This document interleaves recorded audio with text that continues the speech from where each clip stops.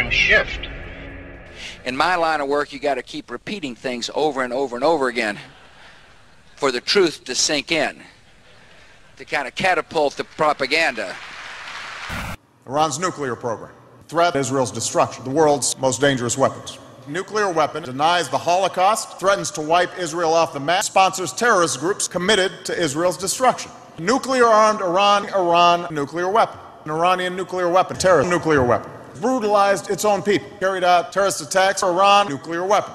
Iranian regime. Iranian nuclear program. Iran fails to meet its obligations. Iranian government. Nuclear program. Iran, nuclear weapon. We put forward a very clear choice to the Iranian regime. A path that would allow them to rejoin the community of nations if they meet their international obligation, or a path that leads to an escalating series of consequences if they don't.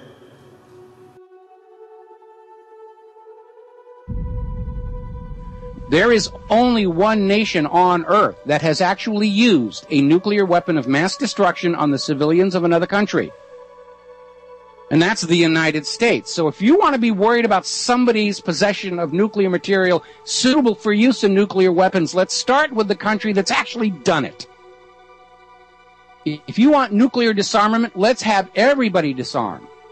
But this idea of saying our nuclear bombs are good and your nuclear bombs are bad, that's not going to play. Not in the modern world. This screaming at Iran, ooh, you're bad for having nuclear technology. Here are the actual facts about what is going on. Iran has signed the Nuclear Non-Proliferation Treaty, and so has the United States of America. Under the terms of that treaty, Iran is allowed to have nuclear power, medical isotopes, and other peaceful industrial uses of nuclear technology. Under Article 4 of the Nuclear Non-Proliferation Treaty, the United States is obligated to assist Iran in the construction of peaceful nuclear facilities, which is a really good way to make sure nothing underhanded and clandestine is going on.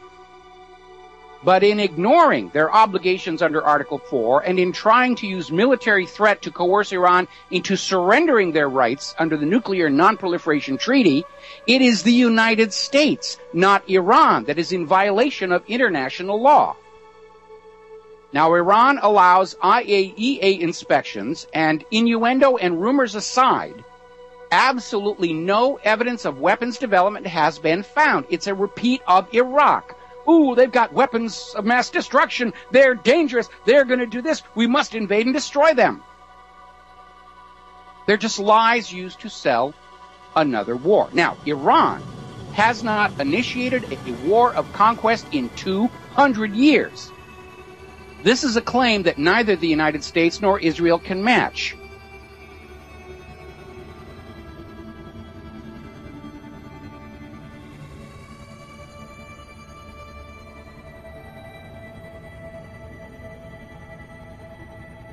Of the three of them, Iran is the one that is the least threat to world peace. Now, Israel, on the other hand, has never signed the Nuclear Non-Proliferation Treaty and does not allow IAEA inspections. Yet they do have nuclear weapons, as first revealed by Mordecai Vanunu in 1985, and most recently by Germany, which admitted they have known all along Israel was arming the German-supplied Dolphin submarines with nuclear-tipped cruise missiles. Now, Israel likes to pretend they do not have nuclear weapons. Mr. President, do you know of any country in the Middle East that has nuclear weapons? With respect to nuclear weapons, I don't want to speculate. What I know is this, that if we see a nuclear arms race in a region as volatile as the Middle East, everybody will be in danger. And one of my goals is to prevent nuclear proliferation generally. I think that it's important for the United States, in concert with Russia, to lead the way on this, okay? All right. Sam Stein, Huffington Post. Where's Sam? And the U.S. government goes along with this gross deception because it is illegal under the Symington Amendment to the Foreign Appropriations Act and under the Glenn Act for the U.S. government to send your money to any nation in possession of nuclear weapons technology that will not sign the Nuclear Non-Proliferation Treaty and refuses IAEA inspections, which is Israel. But there's no question, Israel is a nuclear power, and worse, As documents uncovered from the former government of South Africa officially confirm, Israel has been engaged in clandestine sales of nuclear weapons, which is the very activity the Nuclear Non-Proliferation Treaty is designed to prevent. It's not about a nuclear threat of war. It's not about conflict. It's not about wiping somebody off the map. It's about dollar signs.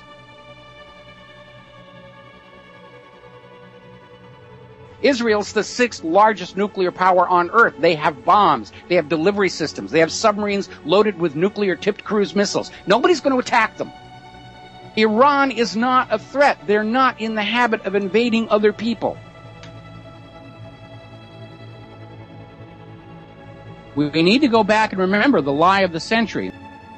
This whole thing about Saddam's weapons of mass destruction. He's got nukes. He's got germs. He's got chemicals. Just constant pounding, selling us that war.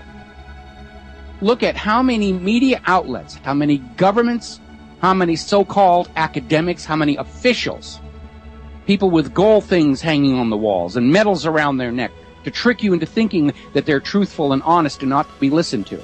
And they all took part in the lie that Saddam Hussein had illegal weapons of mass destruction. Saddam Hussein, weapons of mass destruction. Iraqi regime, biological, chemical attack, 45 minutes. Nuclear bomb. Weapons of mass destruction. Weapons of mass destruction. Saddam, nuclear weapons. And it's all the same people lying to you to get what they want, which is your money and your children's lives and your obedience. And the claims about Iran are just more of the same thing. It is USDA choice. Bullshit. The media are almost literally exploding with bullshit. And the government of the United States of America and the government of Israel are absolutely convinced that you are stupid enough to fall for the same lie twice in a row. They actually think that about you. Weapons of mass destruction worked with Iraq. It'll work again. We don't have to bother ourselves. Those voters, they're stupid. They'll fall for it twice in a row. Those weapons of mass destruction got to be somewhere. Nope, no weapons over there. Maybe under here. The U.S. government, the government of Israel, the corporate media, all in tandem, in unison, in coordinated effort, lied you into a war of conquest.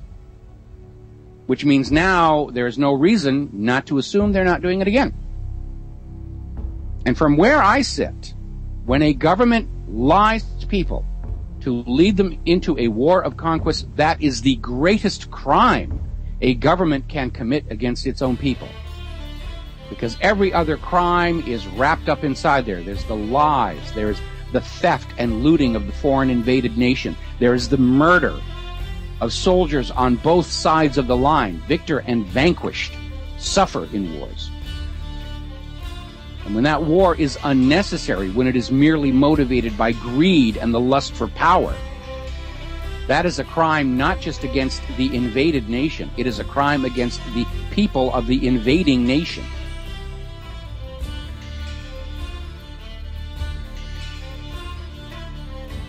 The corporate TV news are lying about everything except the sports scores and the weather, and they're not even all that good on the weather. That's why we call them prostitutes.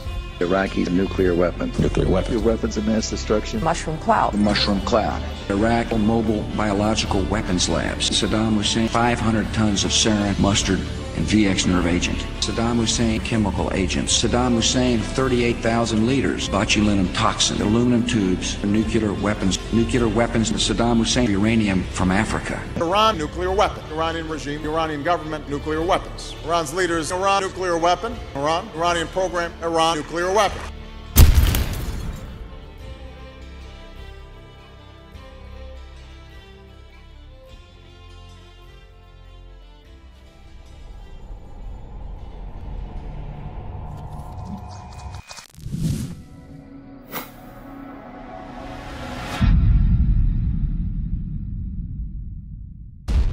War is mass murder wrapped in a pretty flag. Wrapped in a pretty flag. Wrapped in a pretty flag. Wrapped in a pretty flag. They say the leader of Iran says he wants to wipe Israel off the face of the earth. He didn't say that, and you know very well he didn't say that. He said he wanted Zionism to be wiped off the page of history. Well, just like, he said, Nazism and communism. When you wanted to wipe out communism, you didn't want to wipe out Russia. You didn't want to wipe out the Russian people. This was a political statement. Well, George, it's all right in the news of the world, but this is the Oxford Union, Francis. George, have a bit of intellectual rigor. George, your record of